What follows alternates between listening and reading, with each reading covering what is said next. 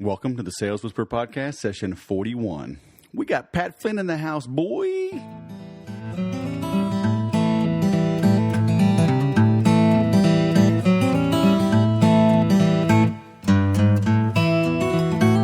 Welcome to the 41st edition of the Sales Podcast. I'm Wes Schaefer, the Sales Whisperer, your host, and we've got a great guy on today, Mr. Pat Flynn, owner of Smart Passive Income. And I've been listening to Pat for quite a while. I've been listening to John Lee Dumas over at Entrepreneur on Fire, as well as Joel Osteen. He does his ministry through a podcast. He's out there in Houston, where I grew up, out there in the old Compact Center. Kind of crazy. Houston Rockets used to play there. I saw, good grief, The Cars, Aerosmith, Phil Collins, a bunch of concerts in what is now Joel Osteen's church. But I listen to these guys. So, and Pat kind of inspired me as well to keep trying new things, add different components to my business, my podcast, my blog, everything. So, in light of the way Joel Osteen opens his podcast, his sermons every time, I've got a new little mission statement, if you will. And it'll go something like this. Today is my day. I work diligently towards my goals, which are bigger than me. I bite off more than I can chew because only then will I truly know my current limits, and surpassing them becomes my new goal for today. Through education, accountability partners, and bold, decisive action, today will be better than yesterday, and tomorrow will be better yet. I'm ready to produce. So I'll clean that up a little bit. Let me know what you think, but that's going to be our new opening mantra for each of the podcasts. And also, like Joel Osteen, if you follow me on Twitter, it's at Sales Whisperer, or on my personally on my Facebook page, or through my fan page. I don't do it as much, but I've always got one or two jokes I post throughout the day. So why not kick off the podcast as well with a joke? So here's today's. I told my wife over the weekend, you won't believe what happened last night. Our oldest son, Jake, he walked into the living room and he said, Dad, cancel my allowance immediately, forget my college tuition, rent my room out, throw all my clothes out the window, take my TV and my laptop, please take any of my jewelry to the pawn shop, then sell my car, take my front door key away from me, and throw me out of the house, then disown me and never talk to me again. Don't forget to write me out of your will and leave my share to any charity you so choose. And my wife, she's a mama bear. She was kind of shocked. She said, did he really say all of that? I said, well, he didn't put it quite like that. He actually said, Dad, meet my new girlfriend, Betty Sue. We're going to attend the University of Alabama and help Nick Saban win another national championship. Bam! Those of you that are fans of football, I grew up in Baton Rouge and Houston, but my whole family attended LSU. I like to see the Tigers win. Nick Saban used to be our coach. Can't cheer for that man anymore. So that's today's joke. Let me know what you think. And as I started out, we've got a special treat today. Pat Flynn is the owner of smartpassiveincome.com. Great guy. I've gotten to know him. He's also a resident here of Southern California. I've hung out with him a few times. He was the keynote speaker out at Infusionsoft's PartnerCon back in November of 2013. And, what you see is what you get. He's a down-to-earth guy, but I was able to turn the tables, turn the microphone around, if you will, and put him on the receiving end of an interview. And, I don't know, we went a good 45, 50 minutes of just me picking his brain and him just, laying it open for all to bear, just like he does on his podcast and everything he does. So enjoy this interview with Pat Flynn. Pat Flynn, Smart Passive Income. Welcome to the Sales Podcast. Thanks for having me, Wes. Hey, I appreciate you taking the time, in light of your new move and, your viral bronchitis. I was kind of jealous. I wasn't up in Vegas and everybody got sick, so I'm kind of glad I wasn't there. So I don't know. Should I have been there? Besides getting sick, everything else is pretty cool. But yeah, I know we all talk about wanting to go viral, but that's not the kind of viral we're talking about. That is not the viral. It was bad. Cool. I was out for like 3-4 weeks. I couldn't even, I had no voice. I couldn't record my shows. I had a new podcast coming out and that had to be delayed because of it. And I think like half of the people that went there caught that bug. So that's amazing. Oh, well, you're back in the saddle, brother. So welcome. I'm back. 2014, brand new year, lots of things going on. And, it's just nice to be healthy again and doing stuff and being able to produce content and, have my voice again, of course. Isn't it crazy? We get kind of addicted to this, huh? Yeah, we do. I'm on my third podcast now, like third show. Oh, well, I know about your Ask Pat, so we can talk about that. And everybody knows you obviously from Smart Passive Income. But what's your third? It's at foodtrucker.com, Food Trucker School podcast. Oh, that's from your niche. The niche site, yeah. And that's it's doing really well, actually. A few hundred downloads a day at this point, and for a very small niche, it's really good. And it's getting a great response from people who have listened to it. And I've been able to interview a lot of really cool people, actually, on the show. People who actually followed on the Great Food Truck Race on the Food Network. I had them on my show, a couple trucks. It's really cool. I mean, they share the same entrepreneurial spirit as we do. I mean, they don't want to be behind, working for the man, and they want to do stuff for themselves. And they love every day is different. And, they're entrepreneurs, too. Right. Well, heck, we jumped right into this. I didn't even have you provide a little short bio, which I normally do. For those crazy people that do not yet know who you are, can you give everybody a little thumbnail sketch of Pat Flynn? Of course. Let's see. Went to school for architecture, thought I was going to do that for the rest of my life. I loved what I was doing. I got my dream job coming out of college, and then in 2008, I learned that I got pulled into my office and learned that in 3 months' time, I was going to be let go. And that sucked because I had this whole life plan. I was, supposedly had a secure job. I went to school for 5 years for this thing, and I actually tried to get back in. I called everybody I knew, every contractor, every other firm that we've ever worked with to try and get back into this industry, the architecture industry, because that's all I knew and that's what I was comfortable with. And back then I would say unfortunately, but now I'm saying fortunately, I wasn't able to get back in because that's when I discovered the whole realm of online business. And I sort of got, I don't want to say got lucky, but when I had my job, I created a blog to help me pass an exam. This exam was called the LEAD exam. And for a year, I was posting notes just for myself and a couple coworkers. And after I passed the exam, I just let it sit there. I had no more use for it.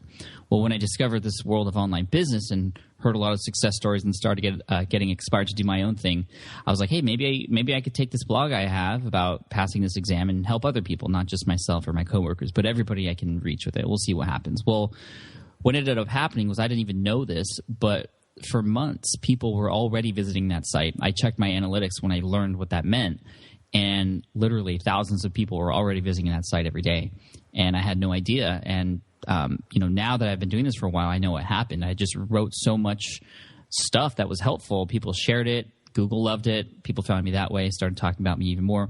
Well, to make a long story short, in October of 2008, I published a study guide to help people pass this exam, taking the content that was already on my site and sort of organizing it into a PDF document. And I sold that. And in that month, October 2008, I had generated $7,905 or $908.55. So almost $8,000, which was ridiculous. I mean, so life-changing, and it blew my mind. I thought I was doing like something illegal because that just didn't seem real to me. But people, and the best part about it was it really changed my whole perspective of doing online business, because when I first got introduced to it, everybody was selling the dream and overnight success. And even though I had found this success early after I started monetizing this site, I had the site for over 2 years almost, so it didn't really happen overnight. But here I was giving value to people and getting paid in return, and in addition to that, getting these incredibly thoughtful, thank you notes from people via email and handwritten notes from people just saying, Pat, you helped me so much passing this exam. Like, I owe you so much. And that introduced me to the idea of just giving as much as I could to people and getting back in return. And that's when I started the Smart Passive Income blog to sort of share this whole journey that happened. And now I've created new businesses and shared that process. And, I share the wins and everything that goes right. And I also share the things that go wrong, because I think even if things go wrong for me, it's a learning experience for everybody. And I just want people to see that, there are failures involved, and, just give things a shot and see what happens, because that's what I did. And, if I didn't get laid off, I wouldn't be here today, that's for sure. So that's where I'm at now. I also have a podcast that goes along with the Smart Passive Income brand. It just passed 7 million downloads. Ask Pat is a new podcast where I'm answering questions from the audience every single day, 5 days a week. And that's been live for 2 weeks, and we're over 100,000 downloads now. And it's just been such an incredible journey. So, man, I mean, crazy things are happening. I'm doing public speaking now, which I've never thought I would ever do, because that was so way in left field for me. And then all of a sudden, here I am getting paid to do keynotes now, which is ridiculous. And I'm just so blessed and thankful. And I hope other people can experience the same thing. And that's why I'm here. Yep. Well, and I love your story because it's similar to mine. I'm not at the 7 million downloads yet, but I'm catching up. Getting there. Watch out, brother. But I did what we were all supposed to do, right? Went to school, got my college degree, served my country, yada yada.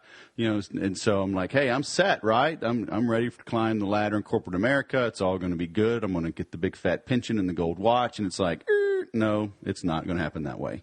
Mm-hmm. Things change. Heck, I was laid off more times than I can count. 3 times in 2 years, twice on my birthday, and 2 of my kids were born when I was on unemployment. So wow. It's like, okay, this isn't as I planned. But you had, even in your day job, you went above and beyond, right? You were studying for the green certification, the leads, right? And you were taking notes, not necessarily to sell later on. It was just to clear your own thinking. But you went above and beyond at your day job, and lo and behold, that prepared you for your entrepreneurial venture. You didn't know it yet. Mm-hmm. But I think, anybody that's listening, right, whether they're still in corporate America or trying to make it on their own, it's regardless of what you do, you got to go that extra mile, right? Yeah, I mean, that's how you make things happen. You don't just do what everyone else is doing. You go above and beyond. And when I was still working in the architecture firm, I was doing more than was required, or more that was mentioned in my job description, because I wanted to get to the next level and do things that were in the next level's job description. So I was doing those things. I was going out of my way to go to classes when I didn't have to. I was doing things that people above me were doing, and helping those people and learning from those people, so that when it was my turn to get my yearly review, I'd be like, hey, I'm doing way more than I'm getting paid for. Like, I should be getting paid more. And actually, when I passed that lead exam in March of 2008, I did get a raise, because they saw, wow, we want to keep you as long as we can, which was, 4 months later. But, because that whole thing, that just the economy had hit a brick wall at that point. Nobody saw it coming. I mean, a lot of people saw it coming, but no one wanted to believe it was coming. And so I apply the same principles in my businesses that I own now. I always try to go above and beyond, and I think that's why with Smart Passive Income, a lot of people sort of resonate with it, because I do things differently than a lot of other people. I get uncomfortable, and I'm okay with that, because I know that it's always going to be a learning experience. And I felt that every time I've sort of pushed myself a little bit and get a little bit uncomfortable and do things that are beyond me just a little bit, amazing things will happen on the other side, such as the podcast or public speaking. It's just always been an amazing thing that happens after I get over that initial fear and actually do whatever it is that I'm scared of. So how do people know if they're sitting on a little pot of gold, right? You were sitting on a $7,000, $8,000 little pot of gold. You didn't know it. Mm-hmm. How can people recognize what is their own little pot of gold? Well, if I was more open, I mean, the first and foremost, you just have to look and seek those opportunities. I mean, I wasn't looking to become an entrepreneur at that point, so it didn't even cross my mind. And looking back, it was completely obvious. Yeah, I shared it with myself and a couple other coworkers. Why couldn't I share it with other people? Well, I didn't have that drive, that I didn't even think about that. So you have to initially want that in order for it to happen, or at least to open your eyes enough to be able to latch on to those opportunities when they come your way. Another thing is, I got really lucky, I want to say, with the traffic that I had right at the beginning. Right when I wanted to start a business, I had this traffic from day one, when really it was like day, 830 or whatever. 2 years later, I don't know if I did the math right. Maybe I did. Right. But anyway, so I put in a lot of work into it, but it was only when I made that decision to turn it into a business where it actually became a business. So, a lot of people, they are online and they're providing content. Well, you have to think about what you do as a business as well if you want to make money from it. And that doesn't mean you have to be a sellout or start aggressively pitching things, but you have to give people an opportunity to pay you back for the value that you're providing them. And that's, even though I give away as much as I can, a lot of people know me as somebody who gives away just a ton of free content. There are ways for people to pay me back. And it's not necessarily buying my own products. A lot of it is taking my recommendations for products. Some of those products, I have an affiliate relationship with that company and I earn a commission. Some of those products I don't. It's not about the products or the affiliate commission. It's about helping other people as well. So you might have, those of you listening, you might have a talent or a skill or an experience that other people can benefit from learning based on what you've gone through. And for me, it was the lead exam at that point, and then it became, how I built that business, and now it's showing people how I build other businesses like my iPhone app business or now this food trucker business. I built one in the security guard training industry, and people learn from that. And every time people have learned something from me, they go out of their way to pay me back, and because I give them opportunities to do that. And so if you have an ability, a lot of people are like, oh, I don't think I could, why would people listen to me? I'm not an expert in anything. Well, the honest truth is in order to be an expert, you just have to know a little bit more than somebody else. If you have information that someone can benefit from, they can potentially pay you for it. Or even if it's not brand new knowledge, you can curate all the information that's out there and make something easier or more convenient for people to consume. And that is something that people will pay for. And that's the lesson I learned right away. When I wrote my ebook, for example, my ebook was made up 95% of the same content that people could get for free on my website. And that's something that freaked me out at the beginning. I was like, why would people buy this? It's there already. They could pass the exam. They don't need to buy this. And luckily, I connected with a lot of other people who were successful online, who sort of set me straight and was just like, Pat, I know what you're feeling. We felt the same way when we started, but people will pay for convenience. You're making it easier for people. And if people want to, you're giving them the opportunity to pay you back. They will pay you for it. So just ship it and see what happens. You'll never know until you do it. And that's when I learned I would much rather live with the oh wells than the what ifs. Mm-hmm. I'm imagining my life, 40 years down the road, and if I had never launched that ebook, for example, or taken the chance with that business idea, I don't know if I'd be able to live with myself thinking, wow, what if I actually did that? What would my life be like if I actually did that? I would much rather live with, well, at least I gave it a shot, and I can be at peace with knowing the outcome of that. Right.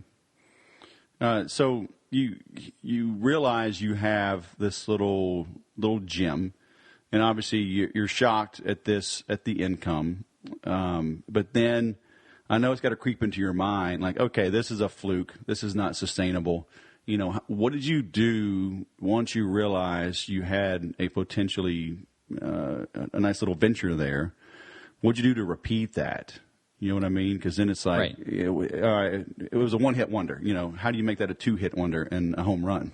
Well, it's really funny you mentioned that, Wes, because I remember sharing this story on Yarrow Stark's blog. It was one of the first blogs that I ever shared this story on.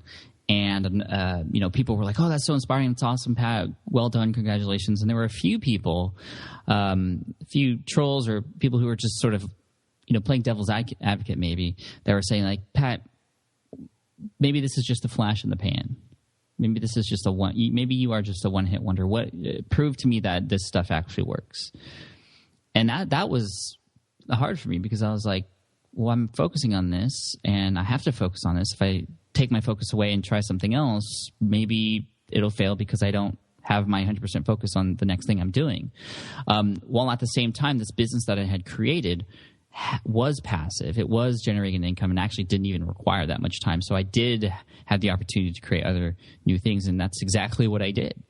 So, beyond smart passive income, I did this thing called a niche site tool where one of my friends, he challenged me to create a site from scratch. And I was like, hey, why don't we just make this public and show people exactly how this goes? And so I did that. And that's where securityguardtraininghq.com came from. And I built that site and I showed people how I chose that niche, which was through a series of research and keyword research and SEO competition analysis and things like that. It was a very sort of scientific approach to finding that niche and being able to provide a solution for it.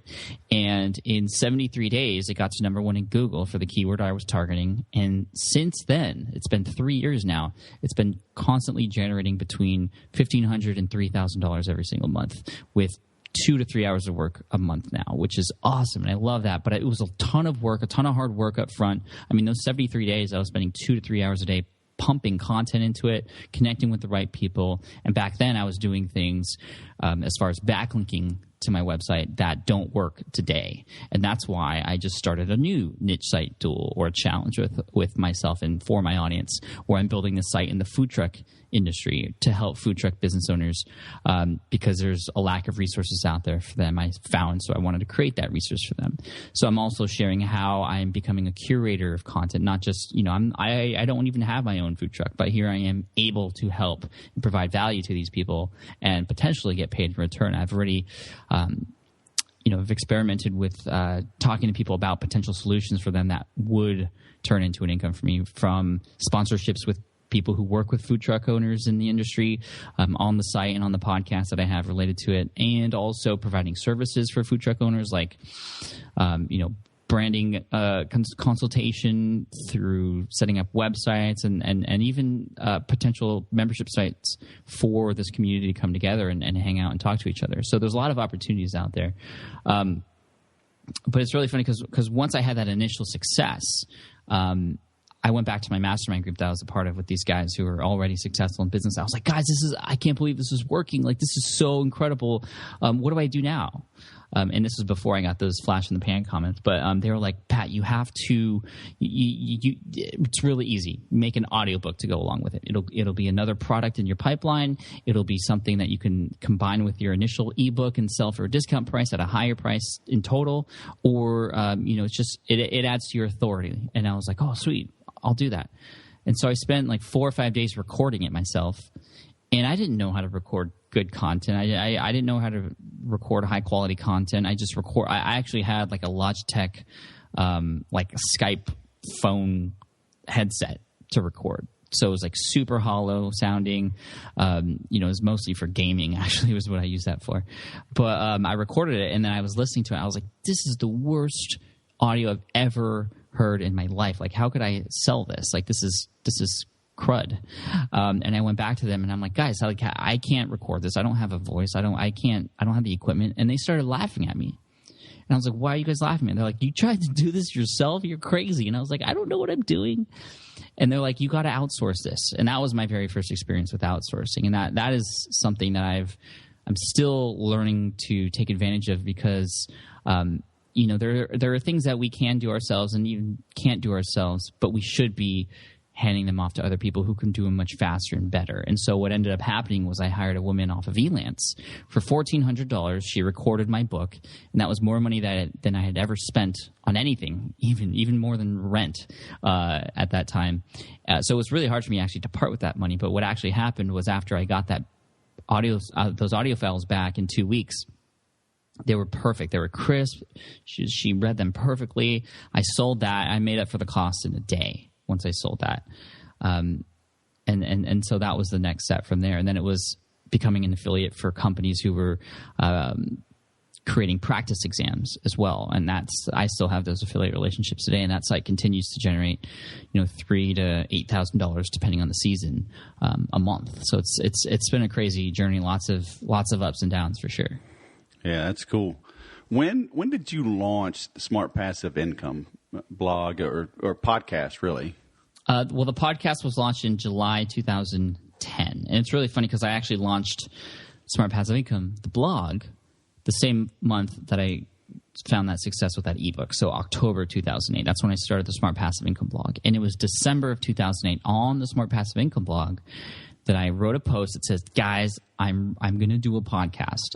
A podcast is what helped me get started, and that was, I want to give credit to Jeremy and Jason from Internet Business Mastery. That was a show I listened to. Yep. And I was like, guys, I know a podcast is really helpful, and it's just something about the power of the voice to change people and to get people to take action. I'm going to do a podcast, and that was December 2008.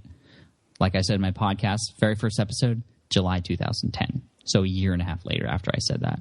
And the reason for that was just because I was scared. Like, I got incredibly frightful of the idea of putting my voice out there and having people say stuff about it. I didn't know if it was going to be good enough. And then also the whole technologically, challenging part of it.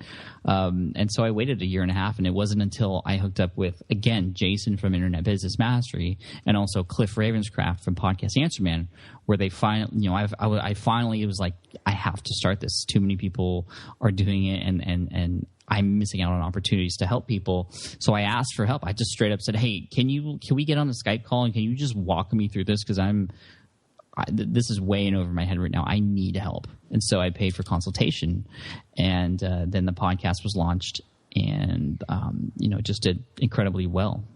Yep. Well, heck, I kicked myself. I mean, I started one in 2009 and stopped doing it. Just got busy, whatever. I don't know. Didn't see the traction. And, what else? Was it? Oh, well, versus what if? Yep. Damn it. But hey, I love what you're talking about, though, is that you went out and you sought the help of experts and you paid to gain that knowledge quickly.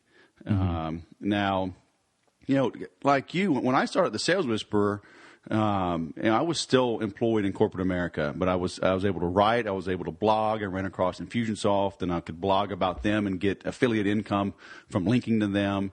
And, so, I mean, I missed a lot of football games, fantasy football leagues. I missed out on a lot of things so I could blog and write whatever to build those assets, to build the foundation, to build a business. And I think that's what I'm hearing you talk about is, that going that extra effort. And then, I've been in countless mastermind groups. I'm still in a couple, always having people push you and pull you to the next level because you can't make it alone, can you? No, you cannot do this alone. If you ask any successful entrepreneur out there, did you do this on your own? If they're honest with you, they will say absolutely not. Like, everybody has had help in one way or another. And I wouldn't be here today if it wasn't for Jeremy and Jason and a lot of other people along the way who have helped me. And, a lot of those people were helpful because I asked. And if I didn't ask and if I didn't, a lot of people don't want to ask for help. They feel like they have to do everything themselves. And that was me in the beginning too, until I finally, started seeing the power of just asking. And a lot of people, they're fulfilled when they are able to help people. I feel I am fulfilled when I am able to help people. But I don't know who to help until they ask. And I can't help everybody, but I try to help as many people as I can. And that's why I have the podcast and the blog and the YouTube channel. That's my way of sort of helping as many people as I can, just like we're doing right here on your show, Wes. It's just, you definitely can't do it alone. So the masterminds are important. And also, just giving it a shot. I mean, that's the beauty of doing online business is the risk is relatively low compared to the rewards. The rewards can be huge. Right. I mean, we're not, I didn't get angel investing or have people pour millions of dollars into my business. It was just me and my time. Right. And so, like you were saying before, I did sacrifice, just like you did. I didn't have, I'm huge into fantasy football, and I don't remember watching football back then because I was so focused on what I was doing. I didn't go out with friends, and I stayed up late, and I sacrificed sleep to do what I needed to do. And, working hard then so I could sort of reap the benefits later. And even though I'm at a place now where I'm making great money and I'm here at home and I'm at home and I'm with my family and I can watch the kids grow up, I'm still working hard. And I think part of that is just because I love this. I just love it. And I think that's a important part of the puzzle too. I mean, it's one thing to say, I'm going to work so hard and I'm going to sacrifice things and do this, but it's another to actually love that and that helps you get over those humps and those hurdles that will try and stop you. So how do you get comfortable with success? I don't mean get comfortable like prop your feet up, but you mentioned earlier, you're getting paid for keynotes and you're like, hey, this is crazy. But I mean, has it hit you yet that in this realm, at least, you're a rock star, and how do you get comfortable with that, and are you yet comfortable with that realization? Yes and no. To answer that last question, I mean, it's always trippy to me, like especially when I go to events like New Media Expo and other events, and people are like, "Oh my God, it's Pat Flynn!" Like I never understand that, and I won't, because I'm the one that they're listening to every day, and I'm just the one on the other end of the mic providing that content. Like it trips me out every time. I'll never get used to that. I don't know how movie stars and famous people deal with that, because it trips me out. And at first, it really scared me, because a lot of people were coming up to me and they're like, "Pat, how's your son doing?" Or how's April? And I'm like, your name is what? And it freaked me out at first. I'm like, wow, I maybe should stop talking about my family. And there is a line there, of course. But then I realized, I'm not crossing those lines. I'm just simply talking about what's important to me, and not in a way where it would be dangerous. I'm just like, hey, my wife April, she helps me because she watches the kids at home, and I talk about my kids because I love them to death, and they are the why behind what I do, and people can resonate with that. And then when people come up to me who I've never met before and they say things like that, I now realize I've been able to create a real relationship with these people through the way that I provide content. And it's mainly through the podcast. I mean, people have come up to me and eventually, we have a conversation, and eventually they start saying, they all say the same thing: "Pat, I feel like I know you." Mm-hmm. And it's so cool. Like, I just love that. And that's why, I love podcasting as a way to provide content. It just helps you stand out, because you can really get the intonations of the voice, but more so just the personality of the person on the other end. And I think that's been really helpful for me and my brand. But as far as rock star status and getting used to success, I don't think I'll ever get used to it, but I'm very lucky that I won't, because I don't want to rest on my laurels and just be complacent. I think I always want to continue to work hard, and I have a lot of things that keep me grounded as well. My wife is one, and my audience is up there too, because I actually ask them and I tell them. There's actually one of the emails in my autoresponder is like, hey, if you guys see me being different, if I'm not the Pat Flynn that you are used to, tell me. And if you see me in person, like, slap me, because I don't want to get off course. And the reason I ask my audience to say that is because they are the ones who I'm providing content to, so that they'll know. And I don't want to start just promoting stuff just for the money, which I know a lot of people have gone down that path. And those opportunities are there, and it's a serious thing. Like, people are like, "Pat, here's a product. It's $1,000. I'll give you $750 for every person you get through this course for me." And I'm like, oh my God, I can make millions with just one email. But I can't do that, because my audience is the most important thing, and that trust that I have with them is the currency. That's the most important thing in the world. But I had a lot of friends who became successful in different niches, and since high school and whatnot, and we aren't friends anymore. They're different people, right. And that's what I'm worried about. And I know it wasn't on purpose, and it's the money. Money changes people, and I don't want it to change me. It's changed my life in the way that I can have more freedom and provide for my family, and feel more secure about what the things that I'm doing, and be able to take more risks as far as my business is concerned. But I don't want it to change who I am and why I do what I do. And I have my wife, my family, and a lot of close friends, but most importantly, my audience to keep me on track and in check. Yeah, so look, you've been warned. I will slap you next time you drive up to lunch in that Lamborghini with Arnold Schwarzenegger as your driver. That won't fly, all right? Get to the chopper. That doesn't cut it, damn it. So, do people ever say, "Hey, man, how passive is your income? Because I see you working all the time." Yeah, all the time. They're like, "This is the least passive income I've ever seen." And it's because people are seeing me, and I talk a lot about, and I create reports, and I consistently come out with content about the things that I'm creating now that are going to provide me an income later. I've had, for example, Greed Exam Academy. This is my lead exam site. That's been up for 5 years, almost 5 years now. Right. And I've put in maybe, over the last 2 years, I would say maybe 20 to 30 hours of work in the last 2 years. Mm-hmm. And it's been able to generate over six figures for me. That's pretty darn passive. Right. A lot of my other sites, the smaller ones, Security Guard Training HQ, and even Smart Passive Income, in the sense that, I'm not directly trading my time for money. I'm investing my time so that I can continually earn money later. And so when I can wake up in the morning and see another PayPal payment come in, or another affiliate commission come in from sleeping, mm-hmm. My business is working for me. I'm not working for my business. And that, to me, is what passive income means, at least in this sense. I mean, there's obviously several definitions. And I don't think, even, to be honest, there isn't such thing as 100% passive income for anything, even real estate or stock markets and all that stuff and investing. There's still people that have to manage those properties. There's you have to look over your portfolios. So there's nothing that's 100%. But when you can get to a point where your business is doing the work for you, it's an amazing thing. And only within the last few years has this been possible. And it's becoming easier and easier to do this as far as technology and mechanisms. It's just getting harder and harder to stand out and create something that is going to rise above the rest. Yeah, I think that's the biggest misnomer is people think, this one-hit wonder or, get rich quick. They're going to go make something and it'll make them, the exact same amount of money or more every single day for the rest of their lives. And it's like, like what you said, the first report I ever created was the 7 Deadly Sins of Selling. And when I got Infusionsoft in 2008, I put that thing up and it's still generating leads to this day. That's cool. But yeah, you're always trying to beat your previous best. Mm-hmm. But that's the key though, is that you're working for yourself on things that you choose, on things that interest you, that probably will work out, but there's no guarantee.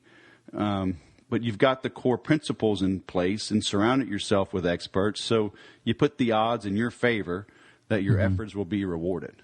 Yeah, absolutely. Right? And the more opportunities you give yourself and the more risks you take, the more chances you are to hit one, but it's just, you got to take action though. That's the thing. And a lot of people who I talk to or who follow my blog, they read every post, they listen to every episode, and then they email me and they say, Pat, I love all your stuff and I get it, but nothing's happening yet. And it's because they're not doing anything. Mm-hmm. And so sometimes I'm like, stop listening to me and stop reading. Just pick one thing and go and give yourself a chance.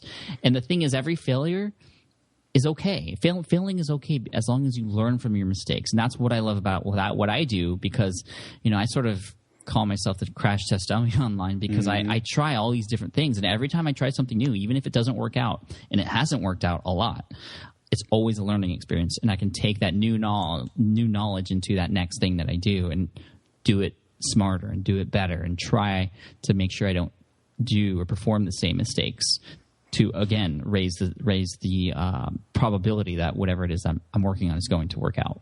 Yeah, I'm kind of bummed I saw that crash test dummy, because I'm like, that's me, man. So I'm going to become the guinea pig. How's that? The guinea pig, yeah. Crash test. Guinea pigs are kind of cute, right? Yeah, they're kind of cute. But as far as for branding, I don't know. Damn it. Come on, man. Crash test dummy, I can see like the yellow and black circle, like the, I don't know. Can I be the other? Like, I'll make other really small, like the other crash test dummy. What do you think? It's up to you, man. Well, I don't want to steal from you. No, so I didn't trademark it. It'll be other. It'll be the big. Well, you always need like different size, right? So I'm taller than you, so you need like a shorter guy, and a bigger guy. Right. So yeah, because everybody is different size. Oh, the airbags and all, they deploy differently. Absolutely. There you go. But there is something to be said there. You don't have to be the only one doing something. There can be several people in the same niche as long as you bring something new to it. Right. Which is, I think, another thing that holds a lot of people back, is they're like, oh, this guy is doing exactly what I wanted to do. But the thing is, like, nobody's like you. You are your only you. Right. And so you should use yourself as an advantage. And even though you might be doing something similar to somebody else, there are some people out there who are going to resonate more with you just because it's you. Right. And, it's why we have friends that we like better than others. It's just we connect with them more. It's just people. Right. Yeah, I try to connect with people on something they understand. Like, a lot of people have golf. Like, ever taken golf lessons? At the end of the day, those guys are all teaching you the same thing: how to square up that club face at impact. Mm-hmm. So is any golf pro different? Every one of them is different, but they're teaching the same thing. Yes, they are, but they're doing it in their way, how they connect with you. So go out there and put your voice out in the world. You know, and I don't know. Do you think people are more afraid of failure or afraid of success? And that's what holds them back. That's an interesting question. I've heard a lot about the whole fear of success thing, and I think it's easy to just default at, I'm scared of failing. But I think people are just scared of change. I think, and not really expecting success, but getting it is scary. I mean, I don't know if you've heard of Flappy Bird. It's this new app that just came out. He just took it offline, didn't he? Yeah, he took it offline. Nguyen was his last name. He was making $50,000 a day with this app through advertising. So it's the #1 free application. It's a really easy game. You just push a button and the bird flies, and you got to keep pushing it to keep it up, and it goes through pipes. And if you hit something, it goes down. I don't blame him. Because look, if I don't do at least $100,000 a day, it ain't worth my effort. But there's this whole controversy because he was like, I can't take this anymore. This is too much publicity. My simple life isn't simple anymore. Right. And he took it down. And a lot of people were like, oh, this is like the perfect way to get more sales. Like, he's just saying this. He's not going to pull it down. Well, yesterday he pulled it down. Right. And he literally just couldn't take the publicity, which I get. That's like I was talking about before, people change when that money comes. And I think he realized that he was going to change and he didn't like it. And kudos to him for being strong despite all the publicity to take that down. It just shows you that he is sort of, knows what he wants in life and is, it's not drawn by the money. Right. But we'll see where it goes from here. But success is scary, just like failure. Because you just don't. It's something new and something you never experienced before. We like as humans just to be comfortable. Right. We gravitate toward things we've done before because we've experienced them. Success is hard because it's different. But I think also success isn't for everybody. And it's because it takes somebody who's willing to take those risks and willing to be different and get uncomfortable to find success. I always say that, whenever I start talking about the resistance that comes into play, when you're trying something new and that fear that pops in or that thing that in your head that's just trying to hold you back from moving forward, I think that that's the universe's way of just weeding out the people who shouldn't be doing these things or who aren't qualified, I guess you could say, because really it's all about the mindset. If you don't think you could do something, then you're definitely not going to be able to do it. Right.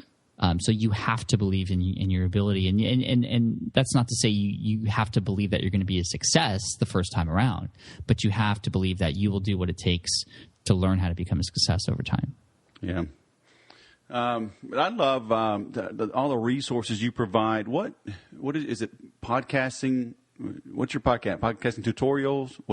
Podcastingtutorial.com. That's a redirect to a page on Smart Passive Income where I have 6 high-quality videos, step-by-step, just everything you need to start a podcast. No opt-ins, nothing asked in return except for your commitment to start a podcast if you do go down that route. Yeah, and that was a big help to me firing things back up again. But I love the fact, I had John Lee Dumas on the show not too long ago. But you talk about, getting your new home. But we all just work from home, right? I think, other than my iMac, that costs some money. But, my microphone's the most expensive thing I got sitting here, and that's a couple $100. Are you in a Heil? In where? Are you? What kind of mic are you on? I'm just curious. It's a Rode Podcaster. Oh, okay, sweet. And this call recorder software is $30. Mm-hmm. I use GarageBand. It came with the Mac. And we can get fancier. I've had Cliff on the show, and he's got some fantastic stuff. What's funny? This is like my 43rd, 44th podcast. The only one that has messed up was with Cliff. Unfortunately, he had recorded it and was able to send me the audio. Really? What are the odds? You're recording this one, right? What's that? You're recording this one, right? It's the red light's on. Oh, is that what that's for? I'm just kidding. I know. Now you tell me. Well, no, I had it on, but the software messed up, right? So, we can spend more money on stuff, and, I'll probably upgrade everything here later this summer. But, you can get started for literally maybe a couple $100, right? And crank this thing out and put your voice out into the world. Yeah. Absolutely, for sure. Very nice, man. So you've got a few things going on. So you mentioned your podcasting tutorial. right? You've got askpat.com now, right? Yeah, askpat.com. That's another redirect to a page on my site where I share just answers to people's questions. I actually get voicemail questions from the audience, and I share the voicemail question and then my answer. It's really fun, actually. I used to put that at the end of my other shows, right? But it would lengthen the episode, which was already kind of long, and it would change the topic. And then I stopped. And then I actually talked with John Dumas, and I was like, how do you do a daily show? And he gave me insight on his sort of batch processing and automation, getting hired help to put that together for him. And I was like, oh, gosh, I have to do that. And that's when the idea came for, you know what, I should do these voicemail questions every single day for people. Right. And people are loving it. I mean, I love doing it because I get to feature some people in the SPI audience. And even if I don't feature everybody, the people listening, they're like, wow, that is like me. Like, I'm that person. Or I have that same question. And over time, once I build this library of questions and answers, I'm hoping it'll help cut down with the emails too. If I could just say, hey, I answered that question. Here's this episode. It's 10 minutes. And instead of an email where they just get text from me, they're actually listening to my voice and other people in the community. So I think it'll sort of draw people into my brand more over time. Do you try to answer questions on email? As you have time, or something seems interesting, or what? Yeah, I try. I mean, it's getting ridiculous right now, and it's something I'm still learning how to control. Trying all the techniques, trying all the tools and apps and stuff, and there's some hits and misses, but I get 200 emails a day. Yeah, from people, not just like auto emails from companies. These are people emailing me, asking me for stuff. Right. And that's part of the reason why Ask Pat was born. Also, is because just to show people that I am answering questions. I'm doing it. It's just hard for me to get to everybody. But here's some of the more popular questions that are being answered for you. Yeah, I mean, it's tough to grow, to try to stay grounded like you're trying to do. In light of this onslaught of success, be like, oh, you're just stuck up, and you're too good for me. Like, no, really, have you seen my inbox? Yeah, I mean, if people get like that with me, I just tell them the truth. Like, hey, I'm trying. Like, I'm sorry, I'm trying, and sometimes I'll just be like, fine, what's your question? And they'll be like, oh, well, I'm sorry. Like, when they start hearing that tone, they're like, well, okay, I thought you were just stuck up or whatever, but you actually are trying to help. And I try. Yeah, I can only do the best I can do, and that's it. It's crazy, such the range, right? You have some people that are just quiet and think they're unworthy to ever reach out and talk to you, and others that are like, yeah, well, you owe me an answer. Like, what? Yeah, I mean, I get some people who email me and then they email me the next day, hey, you didn't answer. Like, you were not legit. And because I didn't answer the next day, like, I get 200 emails a day. I'm 400 behind. It's going to take me like a few weeks to get to you. I'm sorry. Right. Crazy. So what else are you working on? So smartpassiveincome.com is obviously, and I'll link to all of these as well. But should people check out your the food truck just to see what you're doing with the second niche? Yeah, I mean, if you go to nichesiteduel.com, that's where you can actually see all the updates for the progress of how this food truck site started to where it is now, and it'll be continually updated. There's also a community there. They're all building niche sites too, and there's actually a way for you to rank or track one keyword for your own site if you're going to participate as well. It's pretty cool. So that's nichesiteduel.com, and that is that is sort of showing the progress on my site, foodtrucker.com. Right. What else do I have going on? I have a site that's doing really well for me right now, relatively speaking. It's createaclickablemap.com. And this was a site that I built in response to a number of emails I was getting, because what happened is when I did my first niche site in the security guard training niche, I learned that every state in the U.S. had a different set of requirements. So at first I was like, oh man, this sucks. And then I was like, oh, this is perfect, because it'll be really easy to just target people and help people out. So it just took a little bit more time to get all those articles, 50 articles. Actually, it was actually 100, 50 for armed security guard training and 50 for unarmed security guard training. So what happens is people come to the site, and I paid somebody on Odesk to create this tool, which is a map, and you can just click on your state, and it'll take you to that article that you want to go to for your particular state. And when I share that on Smart Passive Income, everyone's like, oh my God, how do you create that map? Like, I need that map. And I was like, oh, here's my contact at Odesk. And then I realized that every time I sent somebody to Odesk, I was pretty much saying, hey, go spend $300 on this guy. Right. when I was like, why don't I just create a tool that can just do this for people? And so I spent about a couple grand hiring a different guy to create a tool where you can actually go and just insert your own URLs, click a button, and generate a map script that you can just put on your site, and boom, it's done for you. And that's been really cool. I mean, thousands and thousands of maps have been created, and that site makes money by suggesting that people save their map on my server so that they can come back and edit it later if they want to. Gotcha. So a lot of free maps have been given out, and when they actually embed a free map, there's a link to create a clickable map that you can't get rid of until you pay to upgrade. So that is actually creating a ton of backlinks and traffic back to my site. So it's doing really well. It's at $9.99 for server storage or whatever. It's it's making last month it made like $695 a month, and I don't do any work for it. I mean, that's rent right there, or 2 car payments, right? Right. So that's going really well. What else do I have? There's a lot of stuff. I'm doing a lot of public speaking. I'm actually headed to the Philippines next month to speak at Chris Ducker's event, Tropical Think Tank. After that, there's Social Media Marketing World in San Diego. Then I have Digital Collab in June, and then FinCon I'm doing a presentation at. I'm also doing Pro Blogger event in August. That's in Australia, actually, which I'm really excited about. So just a lot of fun things. I mean, I've gotten addicted to speaking on stage. I just have a blast. Yeah, that is fantastic. Well, Pat, I thank you for taking the time to share your words of wisdom and get on the other end of the microphone. Thanks for having me. You are normally. Thank you so much. I appreciate you having me on, and I hope everybody enjoyed this interview. All right, man. Enjoy the new home. Thank you. All right, man. Cheers. Peace. There you have it. Words of wisdom from Pat Flynn, the man himself. I love that sentence he said, rather live with "oh well" versus "what if." Far too many of us, and I include myself in this, there are still things I've not gotten around to, things that I still have delayed, I've pondered, I've doubted myself.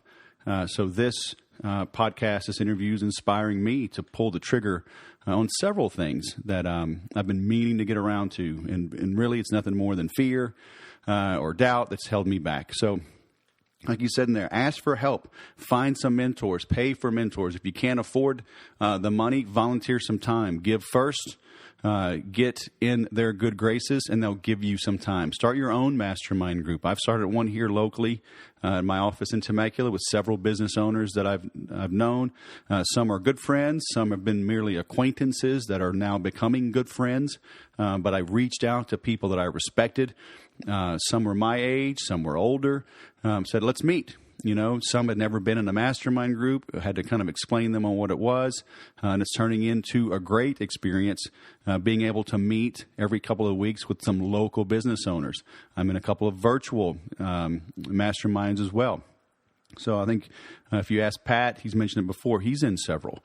So, look around. Success does leave clues.